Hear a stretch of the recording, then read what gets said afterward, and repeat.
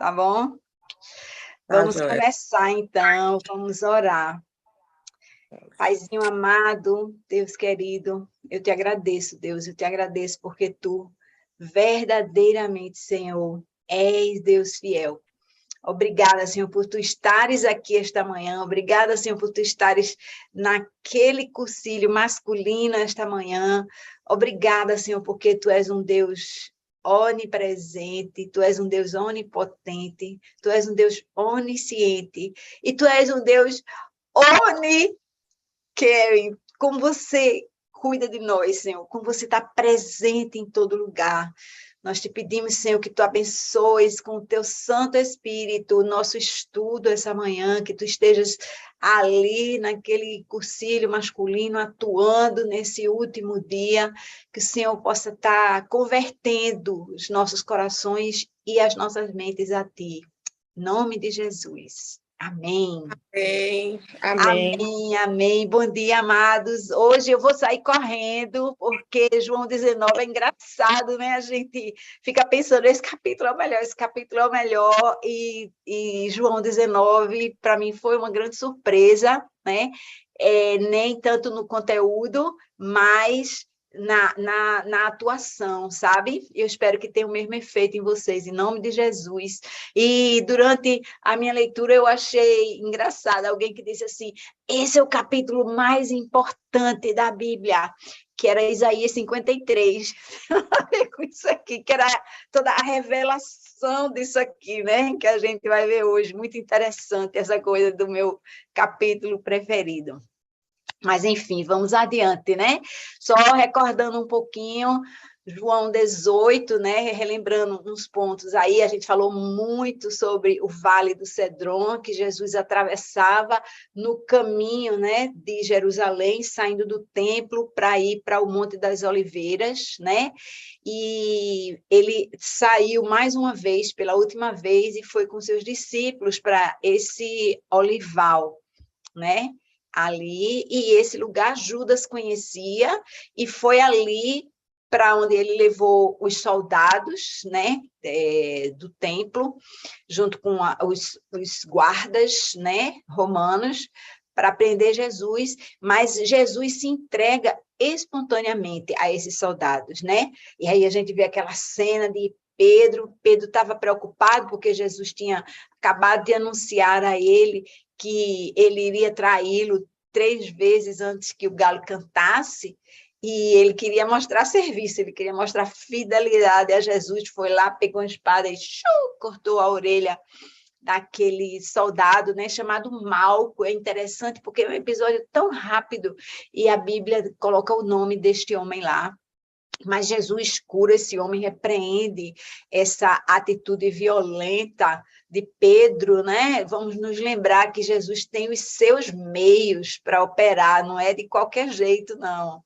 E aí, Pedro e outro discípulo acompanham Jesus depois que ele é preso, né? E eles entram no pátio da casa do sumo sacerdote, e ali Pedro, como tinha sido profetizado por Jesus, nega Jesus 3 vezes, né? Ali também Jesus é interrogado a noite inteira, ele é injustiçado pelo sumo sacerdote, né? Eles não cumprem as regras, né? De como tinha sido feito, deveria ser feito, né? Apresentar testemunhas, começando pelas testemunhas a favor, não houve testemunha de jeito nenhum a favor. Enfim, depois Jesus foi levado à presença de Pilatos, eles foram lá para o Sinédrio, né? E Pilatos interrogou Jesus, não encontrou falta nele, queria libertá-lo, mas aí os judeus queriam que ele fosse crucificado. E, só lembrando, tudo isso aconteceu para que se cumprissem as Escrituras. E hoje eu quero perguntar a vocês, quantas profecias vocês conhecem? Já viu que eu fiquei na dúvida aí, entre vocês conhecem e você conhece. E agora ficou incerta aí aqui, ó, vocês conhecem, né? Acerca do Messias. A gente sabe que ele ia ser descendente de Abraão, porque Deus tinha dito que todas as nações seriam abençoadas através da semente de Abraão. A gente sabe que foi anunciado que ele seria descendente de Judá, né, da tribo de Judá, e tanto é que Jesus é chamado Leão da tribo de Judá. A gente sabia que ele seria descendente de Davi, ele é chamado filho de Davi, ou a raiz de Davi. A gente sabia que ele seria nascido em Belém, está lá nas Escrituras, Miqueias 5:2. A gente sabia que ele ia ser gerado de uma virgem, né? Está lá em Isaías 7:14. A gente sabe que ele ia entrar humildemente, embora triunfalmente, em Jerusalém, né? O rei veio humilde, montado num jumentinho, está lá em Zacarias 9:9. A gente sabe que o Messias seria traído por 30 moedas de prata, né? Também está em Zacarias 11, versículos 12 e 13. Muita revelação, é impressionante o detalhe, né? Eu botei 12 e 13, em 12 diz que ele seria vendido por 30 moedas de prata, em 13 diz que essas moedas iam ser jogadas no templo, né? E jogadas ainda se refere ao oleiro, que tem a história lá do campo que foi comprado com esse dinheiro. A gente não tem tempo para ver isso aqui, mas impressionante os detalhes, né? E aí, pasmem, agora em João 19 nós vamos ver ainda outras, né? Porque até aqui agora a gente viu até a traição ali de Judas. De João 19, nós vamos ver muito mais profecias sobre o Messias sendo cumpridas em Jesus. E aí, começando os versículos de 1 a 3, né? O texto diz assim: então Pilatos mandou açoitar Jesus. Os soldados teceram uma corda de espinhos e a puseram na cabeça dele. Vestiram-no com uma capa de púrpura e, chegando-se a ele, diziam: salve, rei dos judeus, e batiam-lhe no rosto. Então, nós vemos aqui que houve açoite e houve zombaria, né? Muita zombaria, escarneceram de Jesus, né?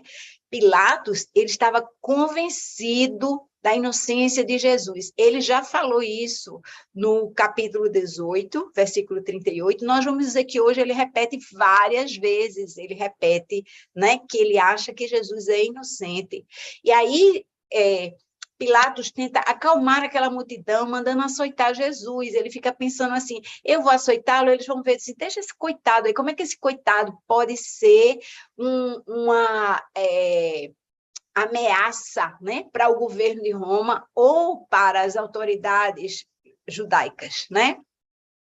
E aí, falando um pouco sobre o açoitamento, né? O açoitamento era uma prática comum para aqueles que eram condenados à cruz. E isso incluía muita violência física e muito escárnio, como a gente falou. Eu coloquei aqui a imagem do chicote que os soldados usavam, né? Os soldados romanos, ele tinha 4 correias ou mais de couro ali, e em cada uma dessas correias eles tinham as bolinhas metálicas e na ponta eles tinham ossos de animais, e aquilo ali, quando batia, não somente havia a pancada, né, o impacto do couro, mas também aquilo feria as costas daquele condenado, né? E eu não quero insistir muito nisso, porque as próprias escrituras não insistem tanto na violência, né, no ato disso. Foi realmente difícil, né, para Jesus, foi muito doído para Jesus. Olha o que diz ali em Isaías 56, mais uma profecia cumprida aqui, né, em João 19. Ofereci minhas costas para aqueles que me batiam, meu rosto para aqueles que arrancavam minha barba.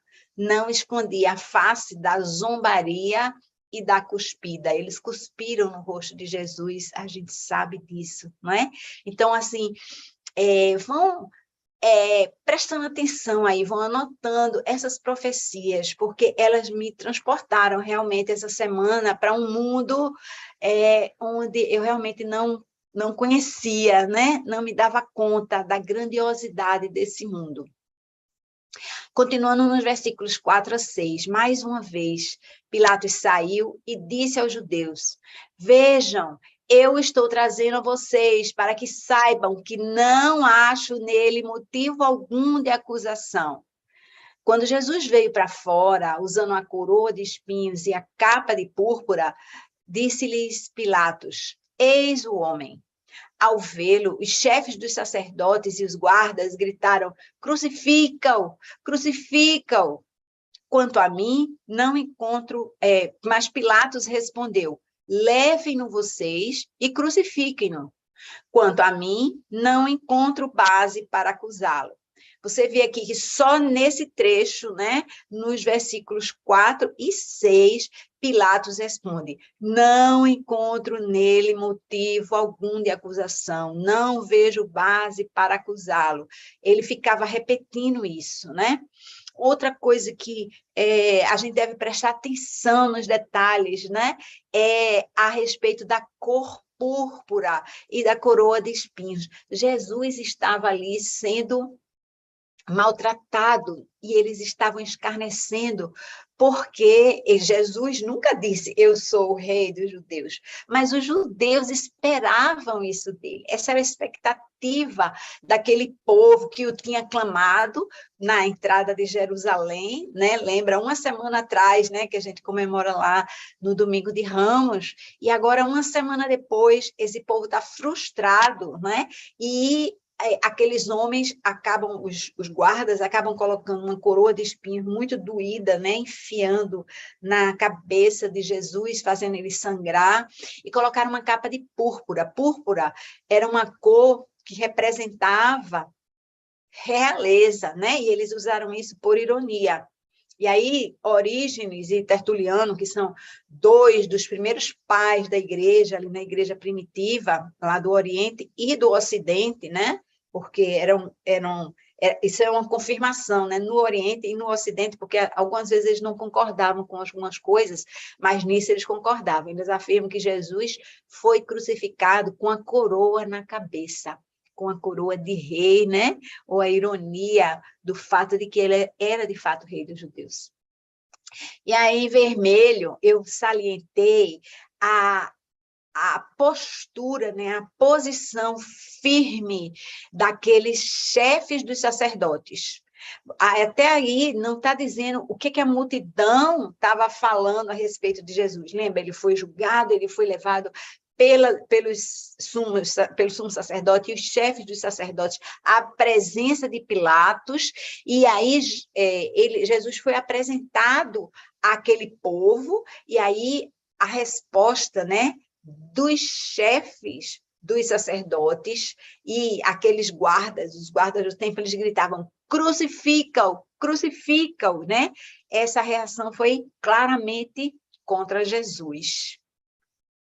E aí, continuando nos versículos 7 a 9, os judeus insistiam, temos uma lei, e de acordo com essa lei, ele deve morrer, porque se declarou filho de Deus.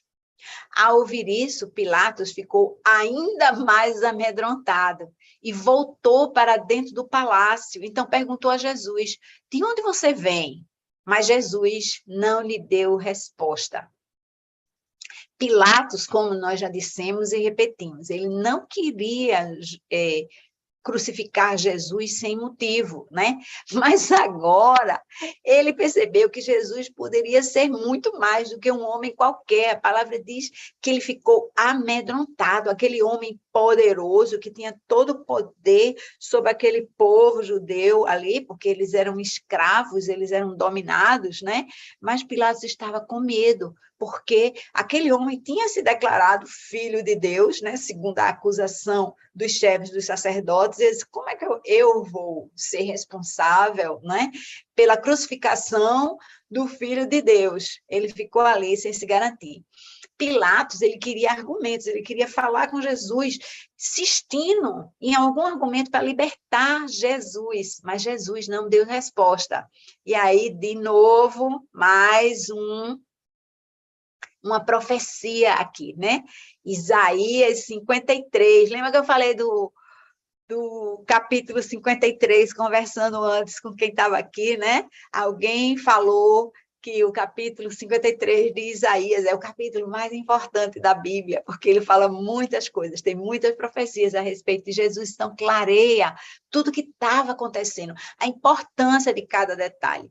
Isaías 57, 3 diz: ele foi oprimido e afligido, contudo não abriu a sua boca.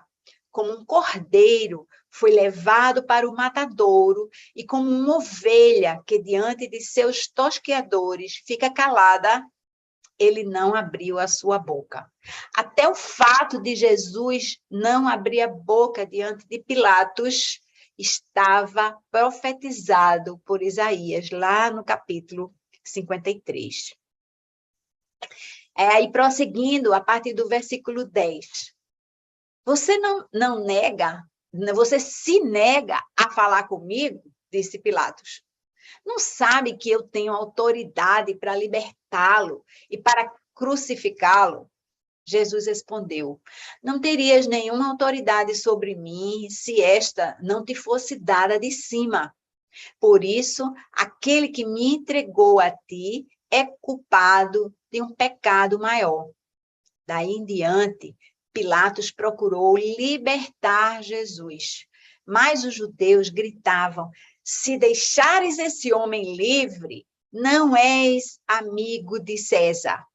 Quem se diz rei, opõe-se a César. Observe que aqui Jesus falou, né? E aí ele declarou que Pilatos não teria autoridade sobre ele se o Pai, né, se Deus não tivesse dado permissão, se não fosse dado de cima, ele falou, né? É muito importante que a gente entenda que nada disso foi imposto a Jesus, mas era o plano de salvação de Deus, né, para nós homens aqui. E aí eu salientei em vermelho que ele disse assim: aquele que me entregou a ti é culpado de um pecado maior. Aqui Jesus pode estar falando tanto de Judas, que o entregou aos guardas, né, como do sumo sacerdote, que entregou Jesus nas mãos de Pilatos mesmo, né, sabendo que ele não tinha culpa nenhuma. Então, ele pode estar falando assim: aquele que me entregou a ti é culpado de um pecado maior. Muitos acham que isso se refere ao sumo sacerdote, mas preste atenção, porque isso não isenta Pilatos da culpa dele também, porque ele, como ele declarou aqui em cima, né, ele disse: não sabe que eu tenho autoridade para libertá-lo e para crucificá-lo. Ele de fato tinha essa autoridade, e apesar dele achar e repetir, declarar que não encontrava falta em Jesus, não havia motivo para crucificação, né? Ele não teve coragem de agir segundo a sua mente. E aí eu falei aqui abaixo, minha gente, eu botei um comentário a respeito da mente dividida. Muitas vezes a gente pensa uma coisa, acredita numa coisa, mas a gente faz outra por causa de pressão. Às vezes é um bebê socialmente, porque as pessoas estão dizendo: você é crente, você não bebe, e essa religião coloca imposições em você, né? E aí a gente é meio que constrangido a fazer coisas que nós não gostaríamos de fazer, né, por algum motivo. É muito importante que a gente não tenha essa mente dividida.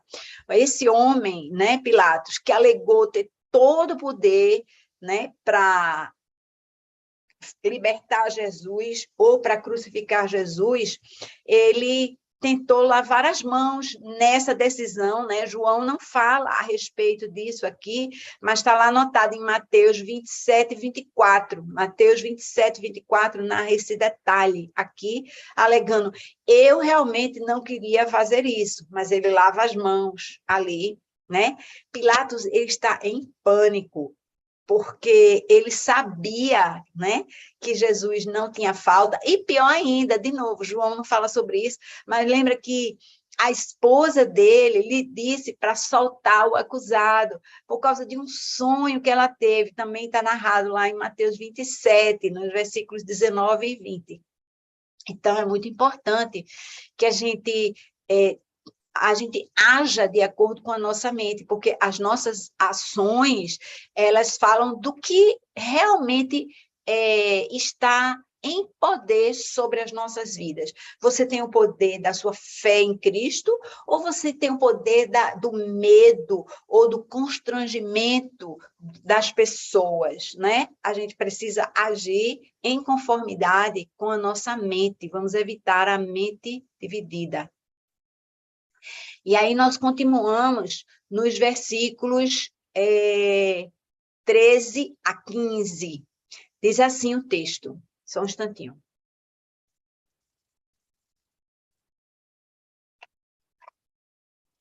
Ao ouvir isso, Pilatos trouxe Jesus para fora e sentou-se na cadeira de juiz, num lugar conhecido como pavimento de pedra, que em aramaico é Gábata.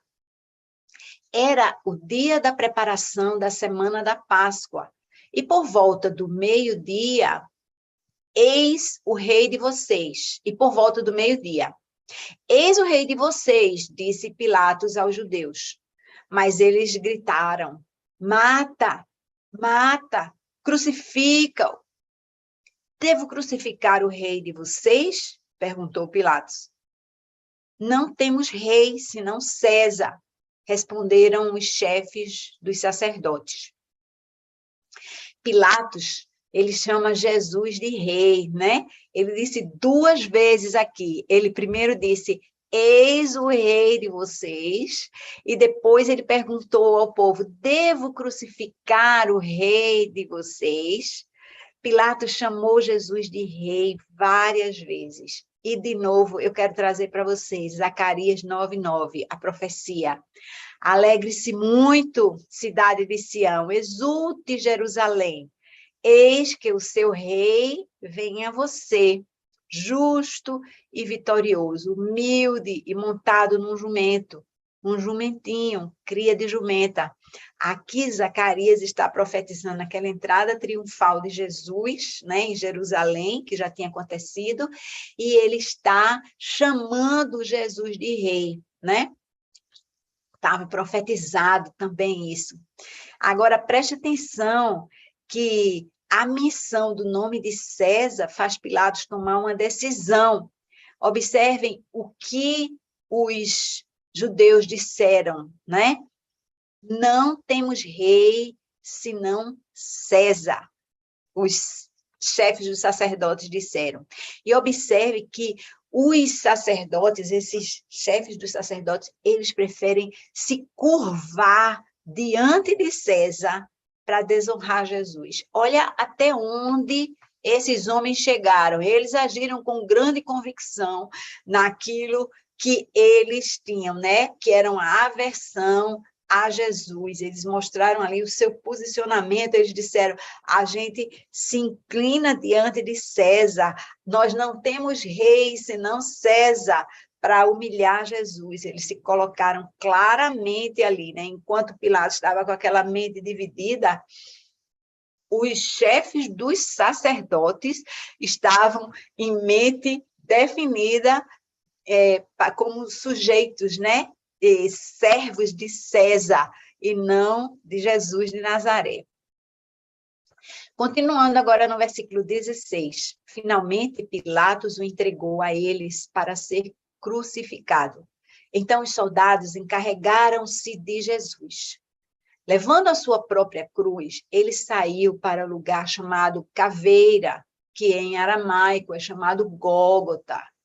Ali o crucificaram. E com ele 2 outros, um de cada lado de Jesus. Então, João, ele não entra no detalhe, né, de que aqueles 2 eram ladrões, mas só o fato deles estarem sendo crucificados já indicava que eles eram considerados criminosos da mais baixa escala, assim, né? Mais uma profecia cumprida. Isaías 53, 12. Ou Isaías 53 de novo, se você quiser ler Isaías 53, ó. Na verdade, começa um pouquinho antes, né? Nos últimos versículos ali do capítulo 52.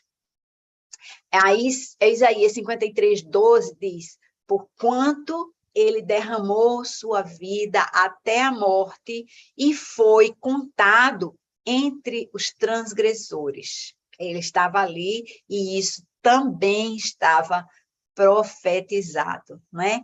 E aí, falando um pouco sobre a crucificação, né? Ali o crucificaram. A crucificação, ela foi inventada pelos persas, mas ela foi aperfeiçoada pelos romanos. Aperfeiçoada no sentido de que eles faziam, eu não vou entrar em detalhes aqui, detalhes, né? Que faziam aqueles condenados sofrerem mais ainda. Então, as pessoas podiam ter os braços amarrados na cruz, mas você vê que Jesus ele foi preso na cruz com pregos nas mãos e nos pés. Era um tormento muito maior, né? Havia a questão da posição, como é que eles ficavam, porque aquilo mexia com a respiração deles, né? Era uma forma de execução dos piores condenados, uma morte lenta, uma morte com muita dor, uma morte com muita humilhação. A causa da morte, na verdade, ela podia ser perda de sangue, por causa dos açoites, que eram parte desse processo, ou por causa das perfurações que eles sofriam. Podia ser falta de ar, por causa da posição que eles ficavam cansados, tão exaustos, que não conseguiam respirar mais. Podia ser desidratação, porque eles ficavam expostos ali, né, ao sol causticante, e podia ser ataque cardíaco, supostamente foi isso que aconteceu com Jesus, né? Aquela história da água e do sangue, né? Eu também li alguns comentários que eu nem me atrevo a explicar aqui, que pode ter acontecido um rompimento do coração de Jesus, e por isso o sangue do coração ficou misturado com os líquidos, né, do corpo ali, e teria criado aquele efeito lá. E só um último comentário, né, que esse tormento, né, essa forma de execução, ela era tão degradante e tão sofrida, tão violenta, que um cidadão romano, qualquer que fosse a sua falta, ele não podia ser crucificado. Ele não podia ser crucificado. Isso era reservado para aqueles marginais, né, aqueles criminosos do mais baixo escalão, né? Isso verdadeiramente era algo reservado para alguns, como uma forma, né, de humilhar e até colocar um exemplo ali. Mas, de novo, né, a ênfase, embora toda essa ênfase que eu coloquei aqui nesse slide a respeito da violência daquilo, porque às vezes a gente fala como se tivesse sido fácil, né, para Jesus, mas não foi. Mas, pasmem, né, o sofrimento maior de Jesus foi o sofrimento espiritual. E a gente tem que parar e meditar acerca disso, sabe, gente? Que aquele sacrifício físico, ele foi excruciante, mas, em cima de tudo isso, Jesus levou sobre si os nossos pecados, as nossas mazelas, as nossas dores, as nossas doenças, né? E esse sofrimento foi muito, muito, muito maior. Prosseguindo aqui, a partir do versículo 19, Pilatos mandou preparar uma placa e pregá-la na cruz, com a seguinte inscrição: Jesus Nazareno, o Rei dos Judeus. Muitos dos judeus leram a placa, pois o lugar em que Jesus foi crucificado ficava próximo da cidade, e a placa estava escrita em aramaico, em latim e grego. Não era para ninguém perder isso aqui, né? Os chefes dos sacerdotes dos judeus protestaram junto a Pilatos: não escrevas o rei dos judeus, mas sim esse homem se dizia rei dos judeus. Pilatos respondeu: o que escrevi. Então, de novo, né? Jesus, ele é chamado de Nazareno, porque está aqui na inscrição, né, que foi feita por Pilatos, e aí Jesus foi chamado de Nazareno, que significa desprezado, em vários lugares, né? Nós já citamos Isaías 53, versículo 3, os Salmos, vocês devem olhar depois, isso aqui dá uma viagem, depois nós vamos falar um pouco sobre isso, viu? Salmos 22, nos versículos 6 a 8, e Mateus 2, versículo 23. E Jesus também foi chamado o Rei dos Judeus. O Rei dos Judeus, como nós já falamos antes, nós tínhamos falado de Zacarias 9:9, né, dizendo que o rei adentrava, né, humildemente em Jerusalém, montado num jumentinho, mas também Salmos 2:6 e Números 24:17, né, mais profecias sobre a mesma coisa. E aqui, um detalhe muito interessante, né? Os chefes dos sacerdotes dos judeus, eles protestaram junto a Pilatos o fato de Pilatos ter colocado uma placa dizendo que Jesus era o rei dos judeus, né? Mas observe que eles não falaram isso por causa de Jesus, porque eles se sentiam rebaixados ali com a ideia, né, das pessoas lerem que os romanos, eles teriam, como era fato, né, poder para crucificar mesmo um rei dos judeus, né? Isso significava uma humilhação para o povo em geral, mas Pilatos decidiu que ia ficar daquele jeito mesmo, né? Eu escrevi e vai tá escrito ali. Prosseguindo no versículo 23. Tendo crucificado Jesus, os soldados tomaram as roupas dele e as dividiram em 4 partes, uma para cada um deles, restando a túnica, ou seja, eles dividiram as vestes de Jesus, né? Esta, porém, a túnica, era sem costura, tecida numa única peça de alto a baixo. Não a rasguemos, disseram uns aos outros. Vamos decidir por sorteio quem ficará com ela. Isso aconteceu para que se cumprisse a escritura que diz: dividiram as minhas roupas entre si e tiraram sortes pelas minhas vestes. Foi o que os soldados fizeram. De novo, referência para a profecia no Antigo Testamento, lá em Salmos 22:18, e você vai ver, está escrito exatamente assim, como está em João 19:24. Dividiram as minhas roupas entre si e tiraram sortes pelas minhas vestes. E foi o que de fato aconteceu. Note quantas profecias foram cumpridas em Jesus, profecias messiânicas a respeito do Messias, né? Continuando no versículo 25.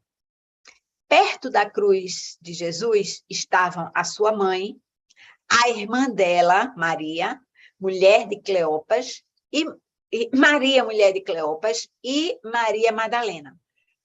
Quando Jesus viu sua mãe ali, e perto dela, o discípulo a quem ela amava, disse à sua mãe: aí está o seu filho. E ao discípulo: aí está a sua mãe. Daquela hora em diante, o discípulo a levou para casa.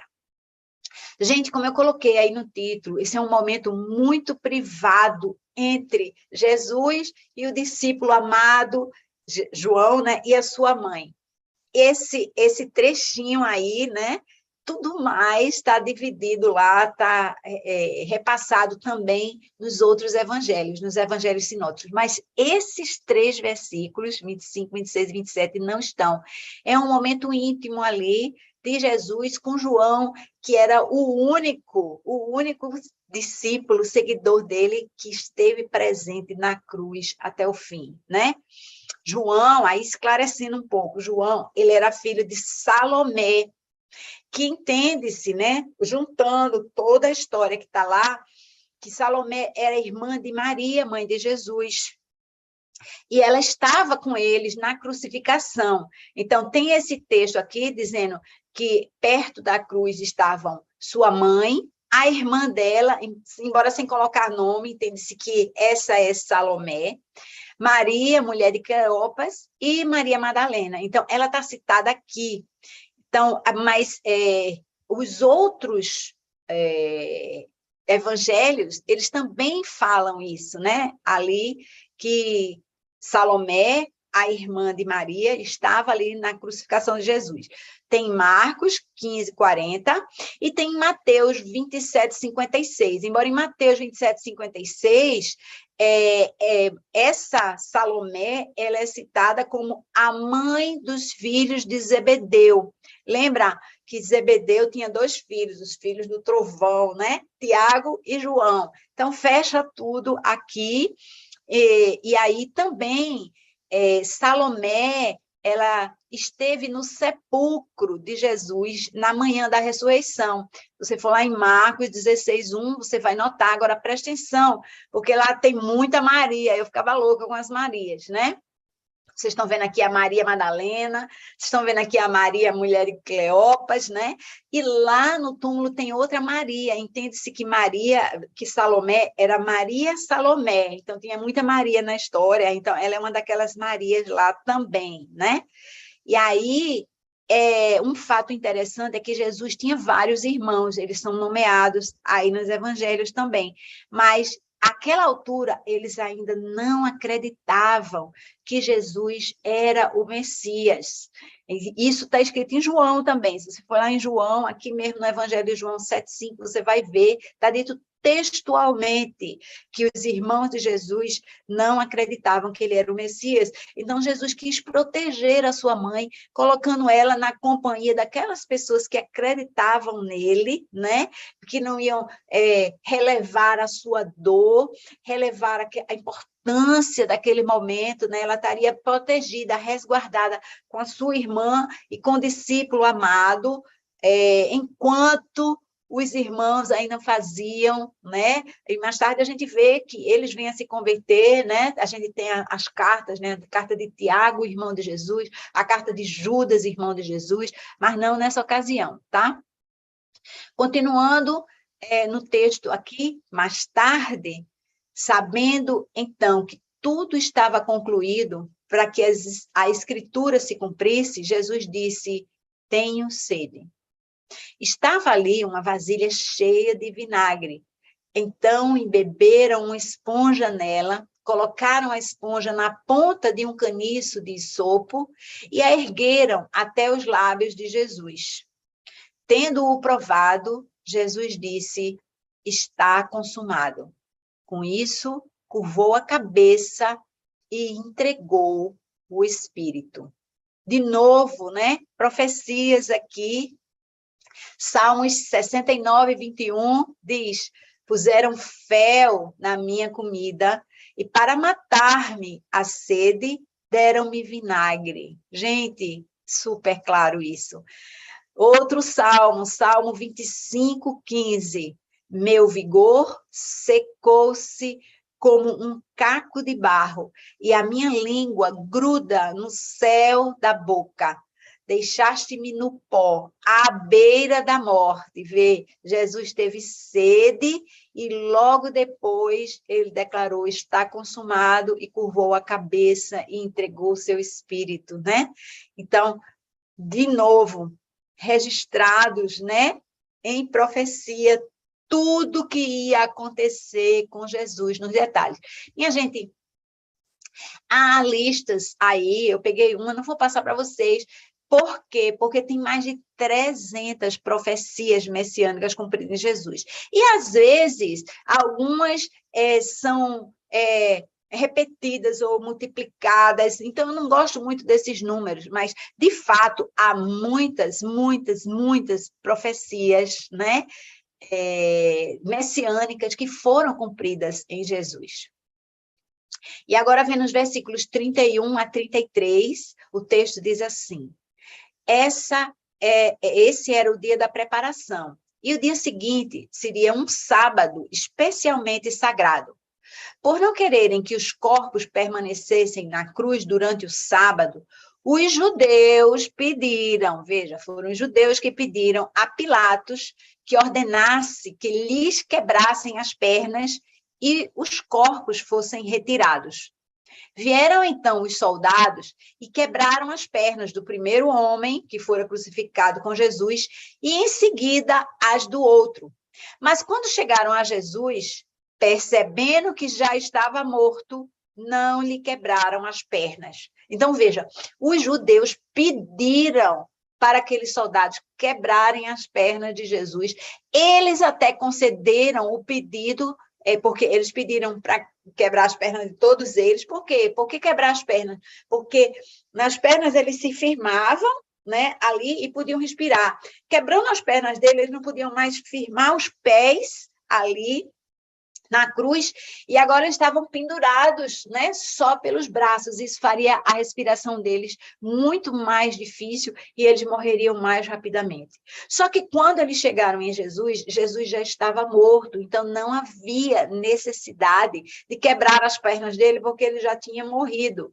E aí, de novo, né, apesar do pedido dos judeus para que quebrassem as pernas, mais duas, pelo menos, né? Porque eu não saí enumerando todas, profecias a respeito da morte de Jesus foram cumpridas.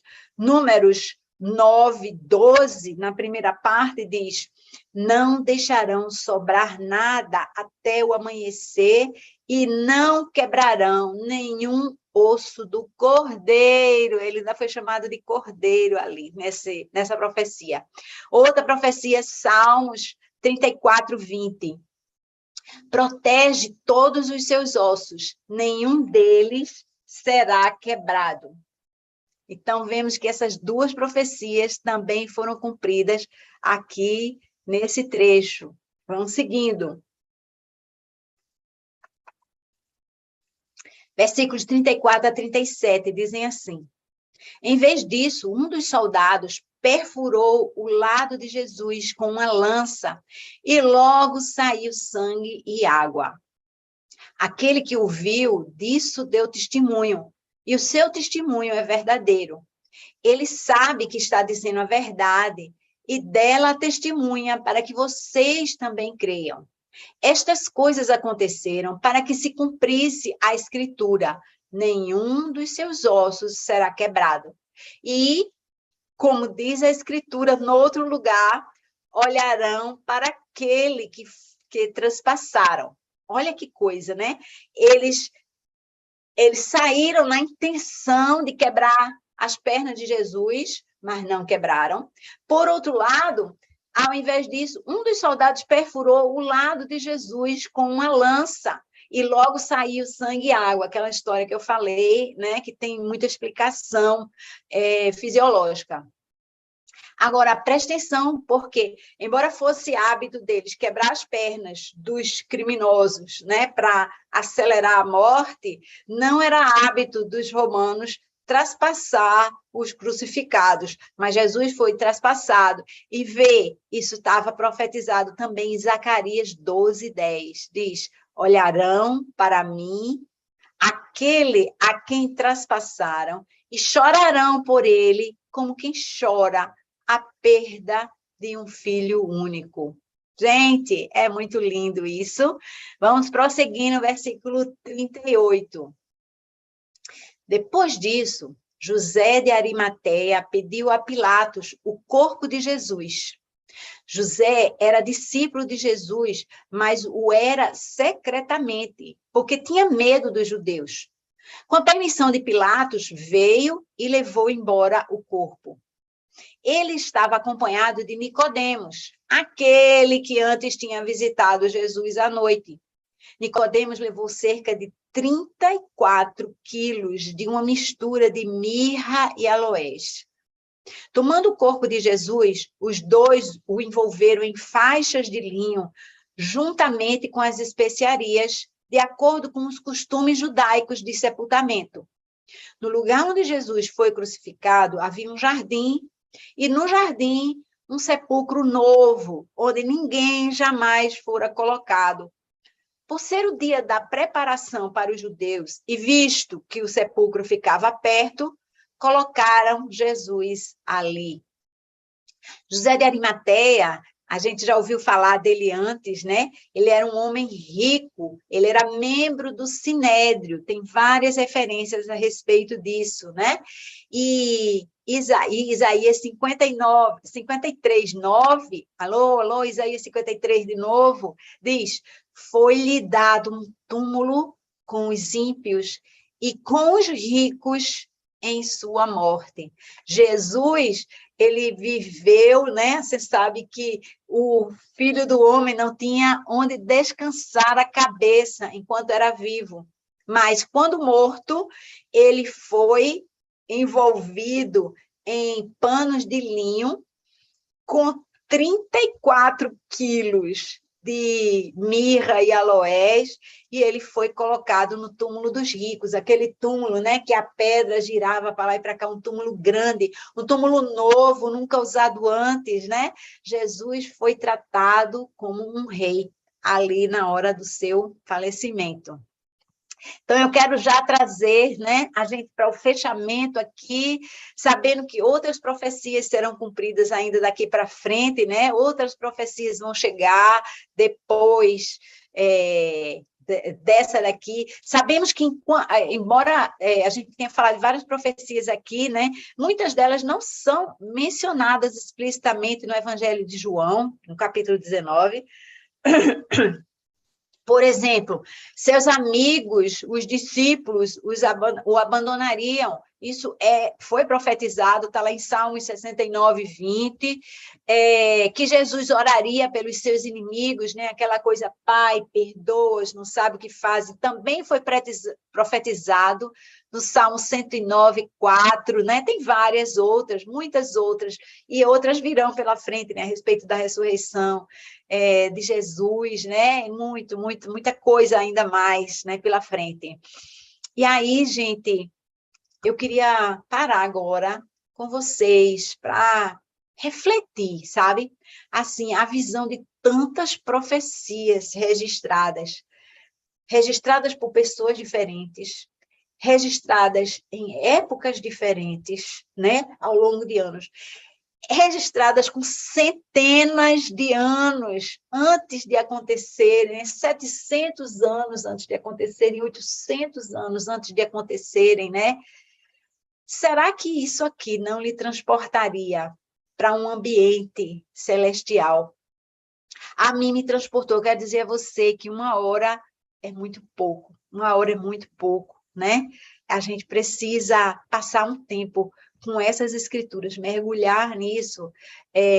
Para mim, essa semana, isso me trouxe a consciência de que nós fazemos parte de uma história de milênios e nós somos parte disso. Eu quero voltar agora com essa ideia para o nosso compartilhar. Por favor, abram aí as suas telinhas, minha gente, abram suas telas, mostrem suas carinhas, chore, grite, trema.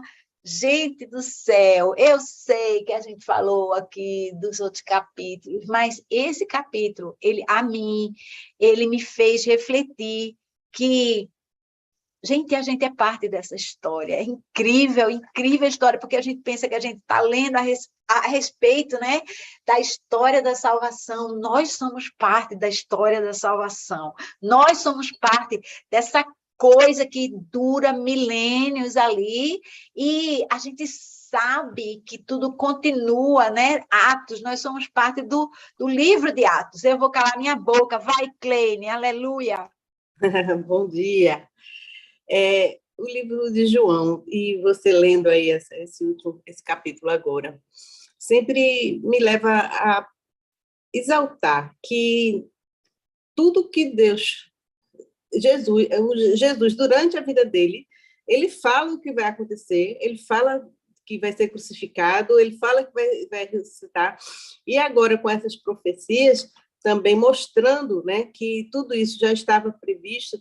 Eu fico vendo, assim, o controle de Deus sobre tudo, né? Que isso aí é um exemplo, assim, que nada é o acaso, nada aconteceu por aquele envolvimento social do momento, mas Deus estava realmente sob o controle de tudo, ele já tinha programado tudo, ele já tinha direcionado tudo e já com um propósito. Inclusive, eu não sei se é nesse capítulo que eu estava lendo agora a Bíblia, mas tem o ano anterior que Jesus disse assim, quando Pedro corta a orelha do soldado, e aí Jesus disse, você quer me impedir de tomar o cálice do meu pai?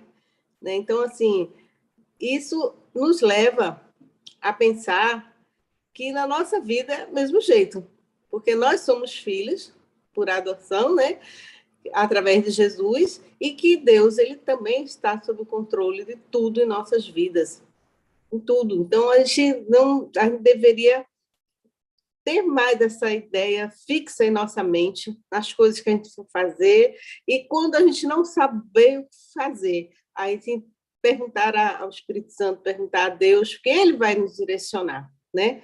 É porque a gente é teimoso mesmo, mas você devia ter isso sempre em mente. É isso que eu queria enfatizar assim, hoje, que a gente possa realmente estar com essa certeza de que tudo está no controle do Senhor.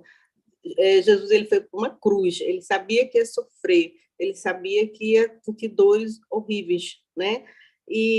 Mas ele sabia que tinha um propósito maior. E é isso que a gente tem que focar, que a gente tem um propósito maior na nossa vida. Obrigada. Amém, amém, verdade demais, né? Isso tudo, gente, eu amo esse cada detalhe ali, ele vai fechar a boca, ele vai abrir a boca, ele vai fazer isso, ele vai fazer aquilo, né? Tá tudo no controle. Jesus não disse, eu não vou fazer isso, ele disse, pai, vai doer que só, será que dá para passar? Mas seja feita a tua vontade. A gente tem sim que sofrer por Jesus, para ir para aquele hospital e encontrar aquela pessoa que está ali morrendo e que precisa ouvir de Jesus, ou aquele médico, ou aquele enfermeiro, aquela enfermeira. Então, é muito importante que a gente esteja muito consciente de que a todo momento, em qualquer circunstância, Deus está sim no controle de todas as coisas, e nós somos instrumento dele, mesmo pendurado numa cruz ou deitado numa cama de hospital. Vamos, Aninha! Oh, amém, amém, amém, amém. Glória a Deus. Bom dia, é isso mesmo, ele está no controle. Kátia, eu não sei se você citou, mas eu queria só citar esses 2 versículos que eu achei maravilhoso. 2 Coríntios 1:20. Ele diz assim, pois quantas forem as promessas feitas por Deus, tantas tem em Cristo o sim. Por isso, por meio dele, o amém é pronunciado por nós, para a glória de Deus.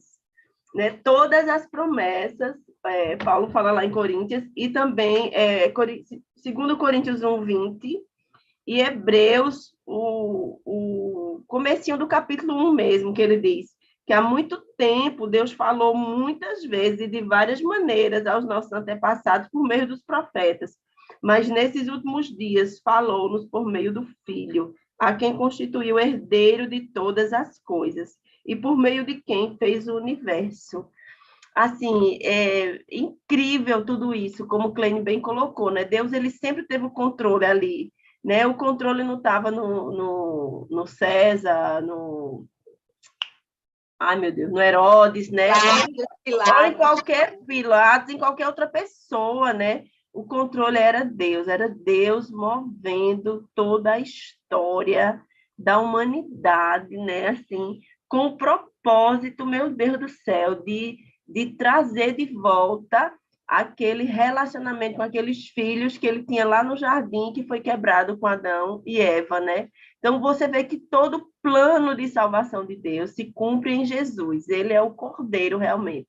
É aquele que nos religa ao Pai, né? Que nos reconcilia ao Pai. Então, o propósito é muito maior, né? Muito maior. Assim como é o nosso propósito. Eu fico pensando assim, poxa, Deus me cumpriu, me fez com a missão, fez Cacá, fez você com a missão. Então, que a gente possa, apesar de tudo que a gente possa enfrentar, os Herodes da vida, as oposições da vida, que a gente mantenha-se firme nesse propósito, que quem está no controle da nossa vida realmente é o Senhor. Amém. Amém. Perfeitamente, perfeitamente. Ninguém, né? Não é o poderio, o governo, né? A falta de governo, sei lá, o seguro-saúde, que vai me garantir o coisa, né? Não é o meu salário, não é nada, né? Não tem nada no mundo que esteja controlando as nossas vidas. Eu achei ótimo você trazer as coisas do Novo Testamento, porque assim, eu estou aproveitando para largar o Antigo Testamento, porque eu amo e eu quero que todo mundo veja que o Antigo Testamento ele tem muitas e muitas e muitas pérolas que nós muitas vezes perdemos, porque a gente diz assim, eu leio, mas não entendo, eu leio, mas não entendo, né? Mas esse versículo que você falou de Coríntios, né? Ele, lá na BSSM, ele era uma coisa, porque todo mundo assim, eu sim, eu amém, eu sim, eu amém, eu sim, eu amém. É quase um mantra esse negócio, porque assim, a vontade de Deus vai ser cumprida, não importa o que aconteça, a vontade de Deus vai ser cumprida. Você acha que Covid vai acabar com esse negócio, o câncer vai acabar com um negócio, não sei o que lá. Deus está no controle. Deus está no controle de todas as coisas, de todas as coisas. Pode parecer ruim para você, mas pense na glória, e a promessa dele é: todas as coisas cooperam juntamente para o bem daqueles que amam a Deus e obedecem a sua palavra. Então, a gente tem que saber que realmente tudo está no controle e saber que realmente a gente é instrumento dele, a gente está sendo usado, né? Que a gente gosta, que a gente não gosta, mas se a gente gostar, vai ser melhor, porque a gente vai entender. Eu hoje estou vibrando de entender isso de uma forma diferente, sabe? Diferente, de que nós somos instrumentos de Deus, né? Cooperando com aquele plano grandioso, né? Milenar, de trazer, como você disse, né? Resgatar de volta a nossa comunhão. Glória a Deus. Vamos embora, Cacá. Vamos. O que mais mexeu comigo nessa leitura foi o fato de a gente não tem no nosso vocabulário uma palavra que a gente possa definir completamente esse poder de Deus, sabe? Essa dimensão foi além do meu... Não tinha palavra. Além do meu entendimento para colocar agora para vocês. E ser tão claro esse poder dele, essa dimensão desse poder do Senhor, e como tantas pessoas não aceitam, não conhecem, sabe? Está tão claro, está tudo tão claro para a gente, né? Quando a gente lê, quando a gente vê o mover de Deus de centenas de anos, de tudo que ele fez, toda a preparação, todos os profetas, né? Para depois de centenas de anos também chegar até nós e cumprir toda essa profecia, né? E aí eu penso, meu Deus, quantas pessoas estão em total engano nessa terra. Como a gente tem que abrir a nossa boca, como a gente tem que ensinar, como a gente tem que apresentar o Senhor para provar mesmo. Olha, como a gente ensina um bebezinho, né? Aprender a ler. Tá aqui, é assim, sabe? Você não pode ficar nesse engano, você precisa entender mais sobre Deus. Me incomodou muito isso, sabe? Essa questão de ir atrás daquelas pessoas, e em especial eu pensei muito no meu genro, um dos meus genros. Meu Deus, como não compreender isso, né? Inclusive, eu dei até a ele o livro de João, escrito pelo pastor Hernandes Dias Lopes. E ele simplesmente não leu. Não leu. Veio de volta para mim o livro. Mas é assim. Amada, tudo ao seu tempo. Olha, tudo você faz... como é que a gente não sabe? Eu digo a você, eu passei metade da minha vida, não mais da metade da minha vida, frequentando a igreja, achando que eu conhecia Deus, achando que eu seguia a Deus, sabe? Seguia Jesus, que eu tinha entregue a minha vida, mas isso não era verdade. Então, assim, só o Espírito Santo pode tirar as escamas dos nossos olhos. Aí agora Deus está me reportando aqui. E Paulo, que chamava Saulo, né, naquela época, ele vivia batalhando, com o Senhor Deus, tarará, tarará, tarará, e ele não via nada, ele não enxergava, só o Espírito Santo. A gente pode colaborar, porque Deus realmente quer que nós sejamos colaboradores dele, mas só o Espírito Santo pode definitivamente tirar as escamas dos olhos, né?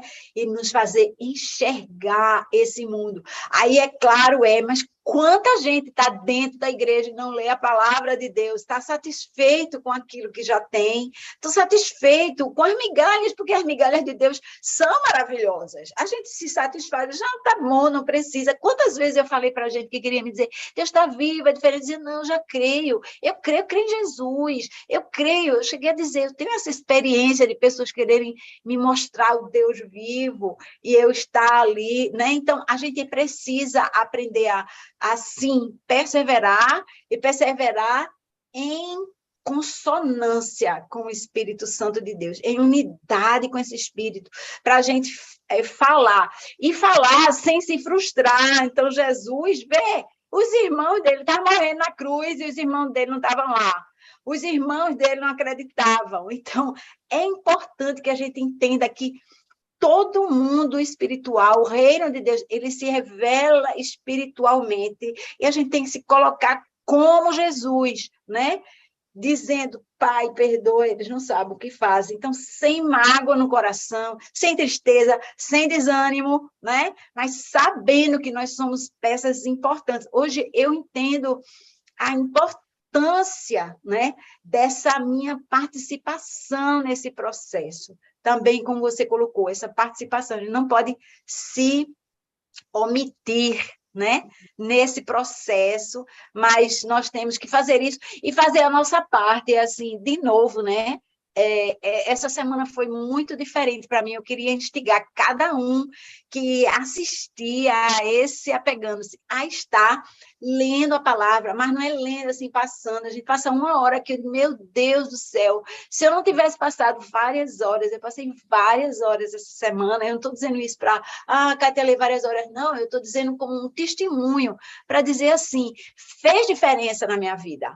Fez diferença no meu entendimento, fez diferença na forma como eu vejo toda essa história, né? Como eu falei, a gente conhece várias e várias profecias que se cumpriram em Jesus, mas a gente precisa entender o alcance de tudo isso, o alcance dessa obra e o nosso papel no meio disso. A gente está chegando no final aqui, eu consegui falar isso todo o dia todo. Hoje o nosso pastorzão, Geiso, não está aqui conosco, porque ele está no cursilho masculino, glória a Deus. E aí eu vou pedir a Aninha Cristina para estar nos fechando em oração e orando, assim, pelo cursilho masculino, por cada culto, por cada pegando-se, por cada reconstruir, por cada mover, por cada fala nossa na vida de alguém, por cada telefonema que a gente possa dar para alguém, né? Por cada palavra de encorajamento, de conforto, de revelação de Deus, né? Na vida das pessoas, para que verdadeiramente nós possamos ser esses canais. Fecha a gente, Aninha. Amém, amém, Senhor. Ó Deus, nós não temos como finalizar essa reunião, Senhor, sem te agradecer. Agradecer pelo teu plano perfeito, Senhor. Agradecer porque as tuas promessas, elas são fiéis e se cumprem, Deus, nas nossas vidas, Senhor. Assim como o Senhor fez, Deus, com Jesus, Pai. Deus, tu és tão bom. Obrigada pelo teu ensino nessa manhã, Deus. Obrigada porque Jesus veio para nos resgatar, veio para nos salvar, veio para nos dar vida e vida em abundância, Senhor. Eu oro, Senhor, para que essa vida abundante esteja ali sendo recebida nesse cursilho masculino, que cada homem ali possa ter um encontro pessoal com Jesus, o nosso Salvador, Deus, que suas vidas sejam transformadas, Pai. Ó Deus, que vícios, né, que pecados, aprisionamentos, que eles sejam libertos pelo poder do sangue de Jesus, por todo esse sacrifício que nós lemos aqui, que foi relatado na Bíblia, que isso se torne real na vida daqueles homens, Senhor, que haja uma mudança de vida, um amor extravagante por Ti, Deus. E eu oro, Senhor, por cada um aqui de nós, que a gente possa ser boca profética, boca Tua, para essas pessoas que estão perdidas, Senhor. Usa essas ferramentas que o Senhor tem nos dado, o cursilho, né, o reconstruir, Deus, mais na frente, cada evento da nossa igreja, as células, os grupos que se reúnem, Deus. Pai, os cultos hoje, Senhor, abençoa nossos pastores que irão pregar hoje, que a Tua palavra, Senhor, seja viva, eficaz na vida deles, que eles possam transbordar de sabedoria para a nossa comunidade, para as comunidades em geral. Deus, abençoa nossos líderes, abençoa, Pai, a vida de Kátia, dá a ela perseverança, dá a ela muito mais sabedoria. Eu sei que o Senhor tem abençoado tanto essas horas de estudo dela, e eu creio que muito mais, Senhor, o Senhor tem de revelação, que o espírito de revelação e de sabedoria esteja sobre a vida de Kátia, sobre a vida de cada um de nós, mas especialmente nessa missão que o Senhor deu a ela, Deus, que ela possa ser usada realmente para a Tua glória, no poder do sobrenatural, Senhor, no poder que vem de Ti, poder do Teu Espírito Santo, em nome de Jesus, amém. Amém, amém. Olha, hoje culto 10 e 17 horas, né? Continuando a série, portanto, tem o ensino e depois, ó, portanto, vá aí, faça a sua parte agora, né? Seguindo a instrução. Vamos lá, gente. Maravilha ter vocês aqui junto. Maravilha. Domingo nós continuamos. Aí, Deus abençoe. Deus abençoe.